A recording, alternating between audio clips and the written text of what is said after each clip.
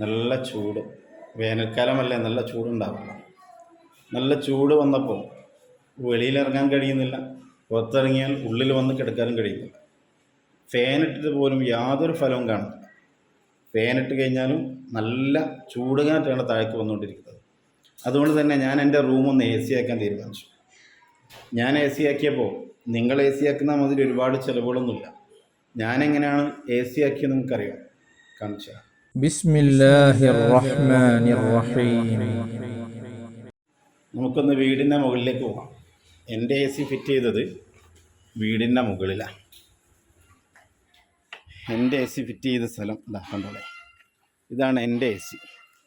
ഈ കാണുന്നതാണ് എൻ്റെ റൂമിൻ്റെ നേരെ മുകൾ. ഈ റൂമിൻ്റെ നേരെ മുകളിലേക്ക് നല്ലപോലെ തെങ്ങോലയിട്ട് 2-3 സ്റ്റെപ്പായിട്ട് തെങ്ങോല ഇട്ടു. തെങ്ങോല ഇടുന്ന സമയത്ത് ശ്രദ്ധിക്കേണ്ടത് എന്താണെന്നറിയോ, ഈ തെങ്ങോലയുടെ ഈ ഭാഗം മലർത്തിയാണ് ഇടേണ്ടത്.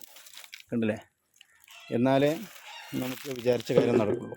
ഇങ്ങനെ തെങ്ങോല ഇട്ടിട്ട് ഇതിൽ നിറച്ചും വെള്ളം ഒഴിച്ചു കൊടുക്കുക.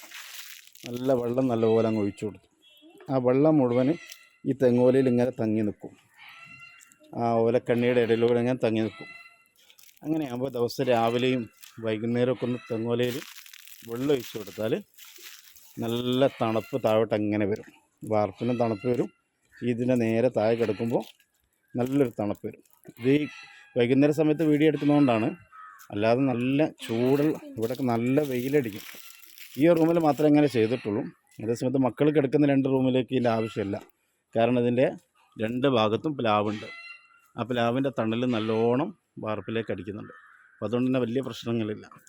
എന്നാൽ ഞാൻ കിടക്കുന്ന ഭാഗത്ത് നല്ല ചൂടുള്ള സ്ഥലമാണ്.